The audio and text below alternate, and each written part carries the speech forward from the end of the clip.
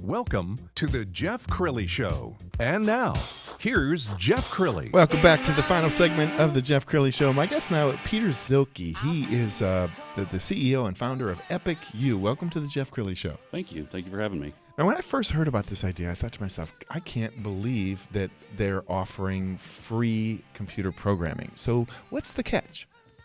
There really is no catch. I mean, it is a trade school for anyone who thinks that they might be able to be a computer programmer. And it was kind of an idea that we had. We had trained a lot of people over the years, and we sort of had this idea, well, what if we just open this up? And a lot of people who want to switch careers and who maybe don't want to go pay to get a computer science degree. And so, we started it, and it's been very successful. Wow. Now, you do have a for-profit business. Tell us about that. I do. I have a couple of them, actually. We have a cloud company. We do co-location, virtual servers. And then we also have a transaction processing business where we do a lot of large multinational companies and their tax calculations and order calculations and big data. Now, as a entrepreneur, was it tough to find new talent? It was very, very. I mean, so my business partner and I, when we first started out, 20 years ago, finding people who were like us, who really wanted to work hard, wanted to get into the industry, it was difficult to find, these programmers. And so early on, we started just finding people and training them up, and that became the basis of what is now the nonprofit.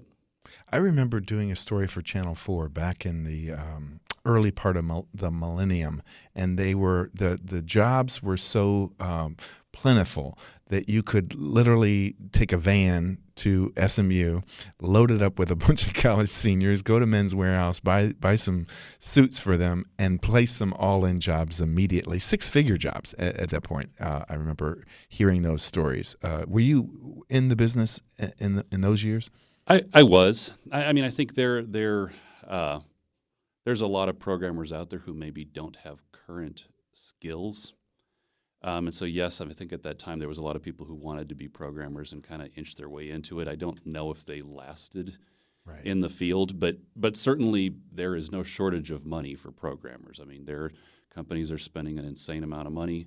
So, if you have the skills and you can do it and you put your heart into it, yeah, I mean, there's an unlimited amount of money for good programmers. So EpicU, is it really aimed at, the 20-something, or are you finding boomers are wanting to program? I would say it probably, yes, the majority of them are the 20-somethings. I mean, I think, the reality is that sometimes when you're already set in your ways, taking the time and putting the time into learning an entirely new industry and new career, doesn't suit a lot of people. So yeah, typically it is the 20-something where they're willing to take that risk, and they say, you know what, it's a few months out of my life. Let me take this risk. If I do it, I'm going to hit it big. I'm going to be a great programmer.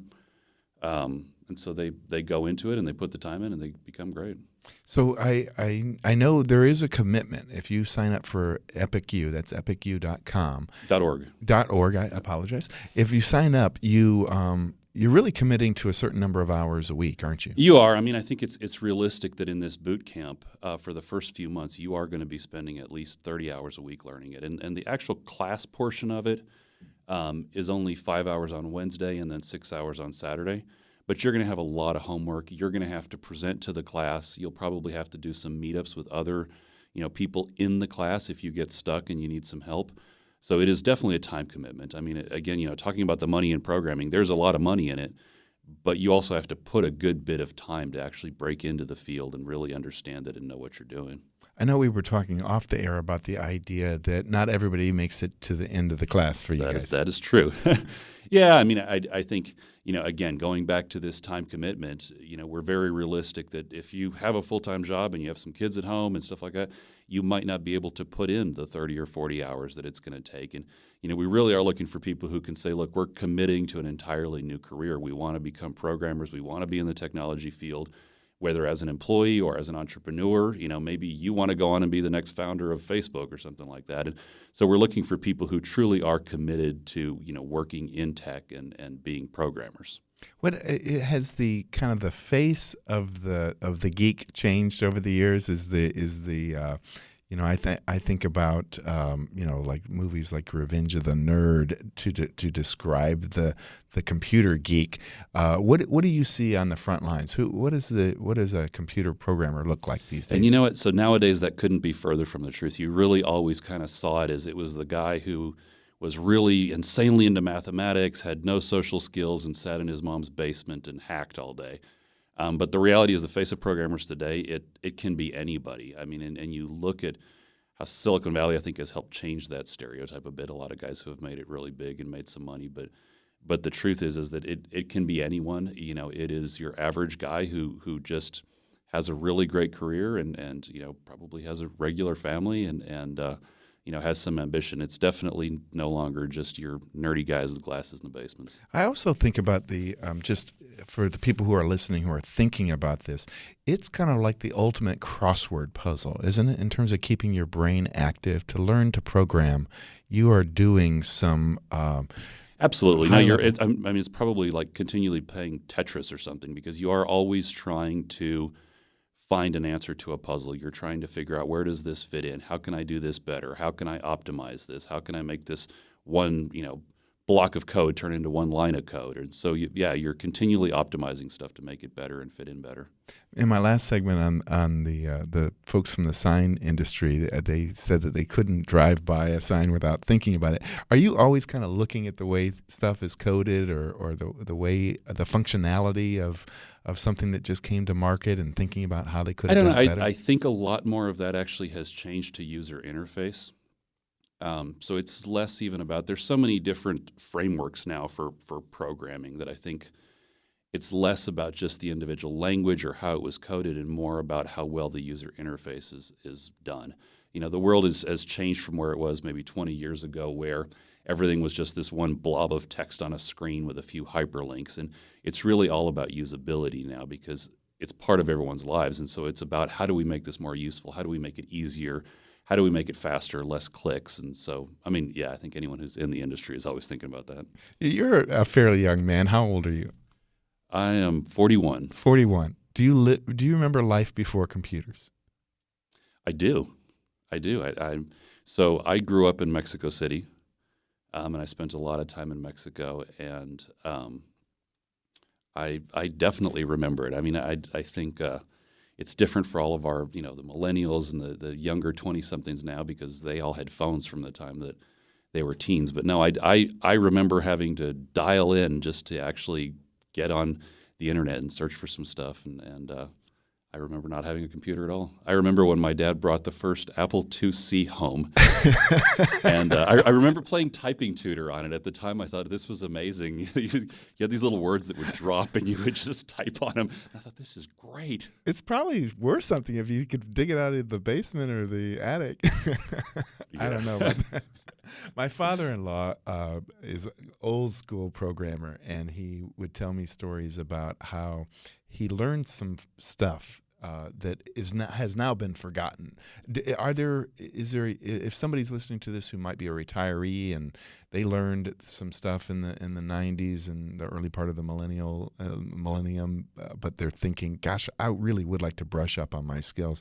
Are they a candidate? Certainly. I think, again, anyone who wants a career change or thinks that, hey, there's a chance that I could be a programmer, they're a candidate. We've had some great candidates who did liquor delivery or who worked in sandwich shops, and they just said, hey, I've always had this itch. I always thought I wanted to learn, but I didn't think I was going to go spend $15,000, $20,000 in a boot camp or go through college, but I'm really anxious to learn. And so, if you have the itch, come try it. I would say my only caution would be, again, it is a time commitment. So just make sure that you're really committing your resources to wanting to learn it. And for those who are interested, Peter has a good track record of hiring their best and their brightest. They do, and we've been very successful at our graduates in helping them actually find internships, whether it's with our companies or with other people, because part of what we believe is you can go through a boot camp, and even if you were to go pay for a $20,000 boot camp somewhere, afterwards you still have to find a job and you still have to break into the field. And most companies are not going to want to hire someone who's just literally out of a boot camp. And so we feel it's very important to have you actually work as a paired programmer and actually sit next to someone and have them show you the ropes and teach you and bring you through that. I've got to believe it's probably the most recession-proof career out there. Sometimes, I hear stories of college students going and getting a degree in poetry. I'm like, good luck with that. Yeah, I do not believe that you'll ever be unemployed if you're a good programmer. I mean, we're literally lacking millions of them right now, and every company is hiring for good tech people. And so where does one start? Once they graduate your program, do they often go right into one of your companies? They'll typically go right into a 9-month or 1-year course of actually interning and getting paid to start doing basic programming stuff. And they'll start off simple, whether that's doing HTML or just some C# or just, depending on what they like, because obviously part of the boot camp is in figuring out what it is that suits them. It could be some guys who are really good at back-end stuff, some guys who are more visual, they like the graphics, they want the display piece of it. And so once they figure out what they want to do, then we'll definitely help place them and actually get them into a job that suits, their interest. What kind of temperament or diligence does it take to be a good programmer? I think just some perseverance. I think as long as you're, the truth is that you're always going to have those frustrating moments, and you have to be willing to constantly learn. The thing about programming is that it's changing so much. So what you learn today may not actually apply tomorrow. And so they definitely have to be people who are eager to learn, who like learning, who like change, and who want to, advance their knowledge. This may be a simplistic question, but if you're good at programming, are you also good at hacking? Or if you're good at hacking, would you be good at programming? Are they completely different disciplines? So yes and no. I mean, I think, again, programming is very broad. So if we were to say, someone who did HTML or who did a lot of front-end stuff, they probably wouldn't make a good hacker. But certainly someone who had a lot of back-end skills and really understood like network stacks and stuff like that, yeah, they would probably be great hackers. Right. So hopefully they're not doing that. Certainly, we highly discourage that. Yeah, but again, yes. I mean, it's realistic. A lot of really good back end programmers started out that way. Started out hacking. Started out getting on the bulletin boards, and so yeah. And these days, with the templates that you see on a lot of websites that are template based, does that make the job of being a software engineer or a computer programmer easier because a lot of the heavy lifting's been done? I don't believe so much so because of the templating, because I think the templates are more driven towards front-end users, like as far as if you're a small business and you don't really want to hire a programmer. So typically a programmer would be the one who put together the packages for those templates.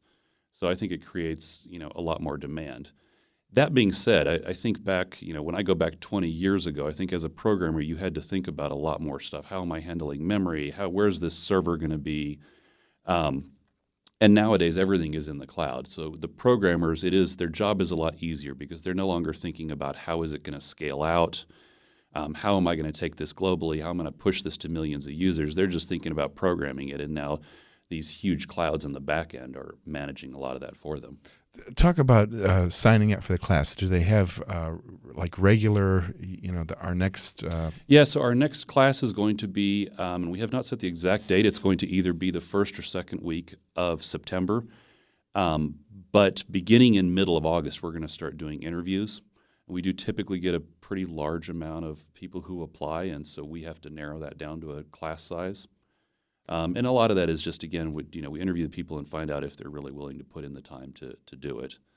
And so they go to EpicU.org. EpicU.org, or look us up on Facebook. But yeah, go to EpicU.org, and we have a short form, and someone will be in touch with them, right away after they fill that in. Peter Silke, thank you so much for being on the Jeff Crilley Show. Thank you. Everybody have a great Saturday. We'll see you next week.